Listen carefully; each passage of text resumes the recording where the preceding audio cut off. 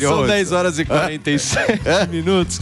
Olha só, o governador de Minas Gerais, Romeu Zema, foi alvo, Fê, de questionamento judicial do Superior Tribunal de Justiça por comentários sobre os atos do dia 8 de janeiro lá em Brasília.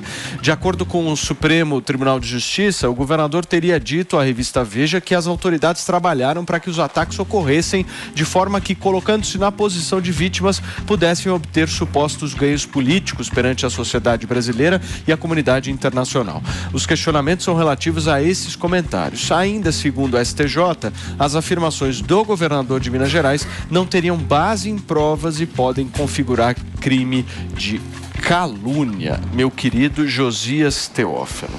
Olha só, primeiro, a afirmação dele faz todo sentido. Inclusive o ex-ministro Raul Jungmann... Qual sentido? O que ele falou da possibilidade de que se deixou as pessoas cometerem crimes para obter proveito político disso. Uma leniência por parte do governo federal. E eu acho que aí está a importância da criação da CPMI, né? Que foi feita pelo o André Fernandes, né? Então, e de fato, o Raul Jungmann, falou o ex-ministro Raul Jungmann, né? Ele disse, é impossível invadir aqueles palácios, porque tem uma frota ali dentro, os policiais ficam ali dentro. E a gente sabe que muitos policiais foram dispensados de última hora. Ou seja, indícios existem. Agora, é preciso se averiguar e chegar até as últimas consequências. O que você está dizendo, em resumo da ópera aqui, é que a esquerda tentou invadir os palácios. Não, Seria isso? Nada disso. Olha, as massas, qualquer massa, isso está lá no livro... Foi um ato promovido pela direita ou pela esquerda? Pela direita, evidentemente. Agora, o que se quer investigar é até que ponto a esquerda deixou isso acontecer para obter proveito político. Mas, Josias, deixa eu te fazer uma pergunta. De quem que é a responsabilidade da segurança pública no Distrito Federal? Os policiais ali, eles obedeciam a quem? Não só o Distrito Federal, aqueles palácios tem não só do Distrito Federal, mas tem coisas federais também. Tem as polícias federais também. Então, tem o Gabinete de Segurança Institucional do Presidente da República. Né? Mas em termos de proporção, né? Quem estava fazendo a escolta da galera que estava fazendo a manifestação eram policiais militares, né? Sim, em um número muito reduzido, né? Porque se sabia, pela quantidade de ônibus que estavam vindo, né, que ia ser uma grande manifestação. As massas, por princípio, elas se descontrolam. As pessoas fazem, está no livro Massa e Poder, de Elias Canetti. Quando as pessoas estão junto a uma massa, elas fazem coisas que elas sozinhas não fariam. Entendeu? Então, as massas, por si, manobram. Quantas vezes a esquerda, durante o governo Temer, em 2017... a esquerda tocou fogo ali naquele gramado, tentaram invadir, mas não conseguiram. Então, como é que, de repente, aquelas pessoas com manifestações que sempre foram pacíficas, as manifestações da direita sempre foram pacíficas, entendeu? De repente, a coisa, evidentemente, que as pessoas que estavam ali e que invadiram e que depredaram têm que ser punidas. Agora, também tem que se investigar até que ponto houve leniência. E para isso que serve a CPMI. Agora, jogando um pouquinho de pimenta no nosso debate, quem ficou acampado em frente ao Exército também precisa ser punido? Porque estava pedindo, de alguma forma, uma intervenção militar. Não, olha, se for punir assim, tem que punir todos os comunistas do Brasil, todos os socialistas do Brasil, inclusive Lula. Tem que punir todo mundo. Então, o que acontece essas pessoas, se acampar no Congresso, a pedir intervenção militar, isso não é crime. Entendeu? Agora, você tem que instruir essas pessoas de que isso não é o caminho correto para o Brasil. Basta ver o que era o Brasil em 1964 e o que era o Brasil no final da década de 80, quando os militares deixaram o poder. O país piorou muito. Então, essas pessoas têm que ser instruídas. Mas você prender as coisas do jeito que foi feito, isso me parece muito estranho. Por que você Por que você está brava, Mayara? Não, estou ouvindo com atenção aqui os argumentos do Josias. Porque, primeiro, né, é importante discutir quem foi leniente nessa situação, mas a leniência, pelo que os fatos demonstram aí, foi do governo do Distrito Federal. O governo federal não tinha tanto poder ali para conter a galera que estava invadindo, né, o espaço público ali. Então, eu acho que é importante pontuar isso. O governo federal não tinha todo esse poder, a leniência foi por parte do governo do Distrito Federal, que tem ali o comando das polícias, e o governador do Distrito Federal era o ibanês bolsonarista, né? Então, é importante pontuar isso antes de tudo. Agora, falando sobre o Zema, né? Algumas pessoas podem achar exagero essa interpelação judicial que foi apresentada por 2 deputados aí, que se sentiram lesados, mas a lei, ela garante isso, né? Nos crimes contra a honra, aí, difamação, calúnia, existe essa possibilidade de você apresentar uma interpelação judicial, e eu acho importante que isso seja feito, porque quem ocupa um cargo público tem que ter a noção da responsabilidade que tem, né? Ele ter falado isso tem um impacto, tem uma relevância. Agora, então... do seu ponto de vista, você acha que, por exemplo, o ibanês merecia ter sido afastado do cargo, mesmo tendo votos? Sim. Por uma única pessoa, por um ministro do Supremo, vai lá, caneta e tira uma pessoa que foi eleita. Ele tem essa competência, né? Não tem, né? A competência de afastar um governador é da Assembleia Legislativa, não do ministro do Supremo, né? É uma questão federativa, isso é um ponto. Outro, sobre o Zema, a gente pode discutir o mérito do argumento dele, mas, na minha visão, ele está fazendo uma análise política. A gente não pode... Ele não está atribuindo responsabilidade a uma pessoa específica, dizendo...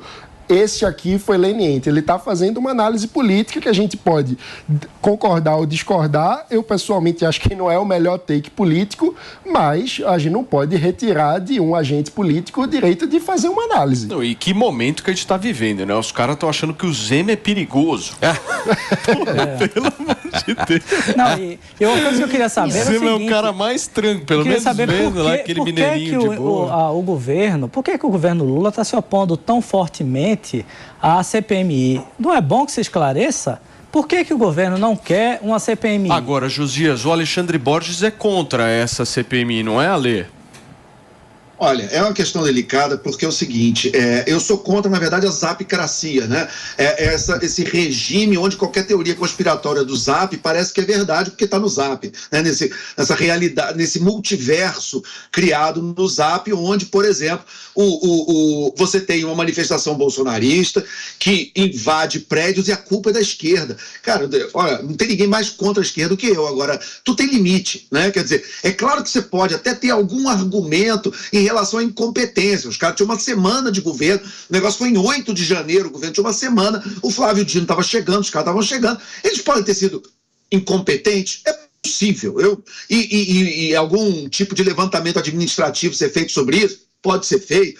Afastar o Flávio Dino e trocar o ministro da Justiça porque em uma semana ele foi incompetente? É uma discussão. Agora, tirar a responsabilidade desse grupo que estava sendo radicalizado há meses, que você teve uma série de manifestações, você teve aquele atentado terrorista horroroso em Foz do Iguaçu, que o cara entra numa festa de aniversário atirando. Você teve vários casos desses, chegando ali ao dia 12, o dia da diplomação do Lula, que Brasília virou um campo de guerra e que por muito pouco não houve uma explosão terrorista de um caminhão no aeroporto de Brasília. Enfim, e achar que o evento de 8 de janeiro foi algo extemporâneo, algo que não vinha sendo construído ao longo de meses, é simplesmente não ver o que estava sendo feito no Brasil, o que estava acontecendo. O 8 de janeiro não começou dia 8 de janeiro. Isso foi um produto de meses e meses de radicalização de uma massa ali de black bloc de sinal trocado que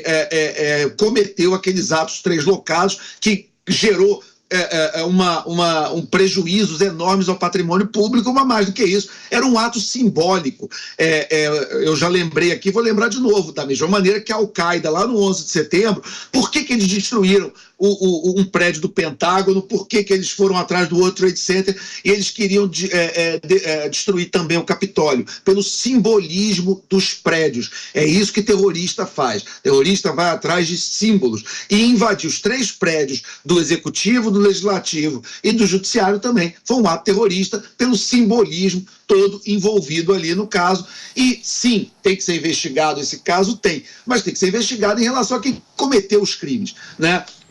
E não... Porque é o seguinte, as CPIs elas já foram desmoralizadas no momento em que a CPI da Covid ficou meses investigando, fez um relatório de mais de 1.000 páginas, com uma série enorme de crimes ali que foram apontados, foi engavetado pelo Augusto Aras, e depois o seu Rodrigo Pacheco conseguiu engavetar a CPI do MEC, onde claramente tem enormes evidências de corrupção, de troca de emendas por barras de ouro, por tudo que foi feito ali. Então, sim, precisamos de CPI no Brasil, precisamos, mas também precisamos que as CPIs, depois que elas descubram as coisas, que isso vire investigação, como não aconteceu no caso da CPI da Covid, que eu espero que aconteça um dia, e se eu puder, vou todo dia lembrar disso, e no caso da CPI do MEC, que foi adiada, mas que tem que ser colocada um dia. E em termos de ordem cronológica dos crimes, a CPI do MEC... Perfeito. Josias me pediu rapidamente. Duas coisas. Primeiro, eu gostaria de salvar a reputação das teorias conspiratórias, né? Porque eu, pessoalmente, eu preciso de novas teorias conspiratórias, porque as minhas todas se confirmaram. Tá né? meio embaixo. Se confirmaram, inclusive, no noticiário, né? Então, por exemplo, uma das teorias conspiratórias era sobre a origem laboratorial do coronavírus, né? E isso já está se confirmando. Já tem indícios muito claros de que isso aconteceu. Agora, outra coisa o motivo da radicalização não foi só causado pela direita. Uma coisa é certa, o ponto pacífico aqui o que aconteceu em 8 de janeiro foi lamentável. As pessoas cometeram crimes, têm que ser punidas. Agora, o motivo da radicalização, ele não está só dentro da direita, não é? O que aconteceu foi, a gente viu uma eleição sob censura, inclusive da Jovem Pan. Inclusive onde você está, Alexandre Borges. Nós vivemos uma censura aqui dentro, uma censura lamentável, sem precedentes. Quem me conhece sabe que eu não tenho a menor simpatia para o Brasil paralelo. E, entretanto, eles foram censurados. Existiu censura na ditadura. Só que a censura, os censores mandavam um censor para o cinema, o censor ia ver o filme, mandava cortar alguma coisa ou censurava o filme inteiro, depois que o filme, inclusive, estava em cartaz. A censura temática foi inventada no Brasil nessa eleição. Isso nunca havia acontecido na história do Brasil, censura temática. E isso aconteceu com o Brasil Paralelo. E isso é um absurdo. Censuraram um filme, um documentário, um infoproduto, o que seja, simplesmente porque tratava da facada de Bolsonaro, que foi um fato histórico que aconteceu e que merece ser retratado no audiovisual brasileiro, não tem problema nenhum. Então, isso é um dos motivos da radicalização. Outro motivo, o TSE proibiu o governo, o Lula, Bolsonaro, de dizer que Lula defende aborto, quando Lula evidentemente defendeu, não foi uma vez, muitas vezes, o seu partido defende e tentou aprovar o aborto em 2008, né? E agora está aí a ministra defendendo o aborto. Nós defendemos a descriminalização, ela está dizendo. Agora tem um ministro defendendo a descriminalização das drogas. Quando Bolsonaro tentou falar que Lula dizia isso, ele foi proibido. Então, o motivo da radicalização parte também do que está acontecendo no Brasil. Ale, por favor, rapidamente, que a gente tem uma pauta extensa hoje. Vamos lá. Não, então tá, a gente não precisa ficar estendendo isso não, mas só para lembrar também que o Romeu Zema, ele quer ser candidato a presidente, ele é um candidato em busca de um discurso. Sim. E se ele acha que ele vai apelar para um eleitorado mais radicalizado com esse tipo de conversa, o futuro dele muito político, legal. Ele é um cara muito provinciano e ele vai ter muita dificuldade de sair ali daquele universo de Minas Gerais se ele continuar nesse tipo de discurso. Muito bem.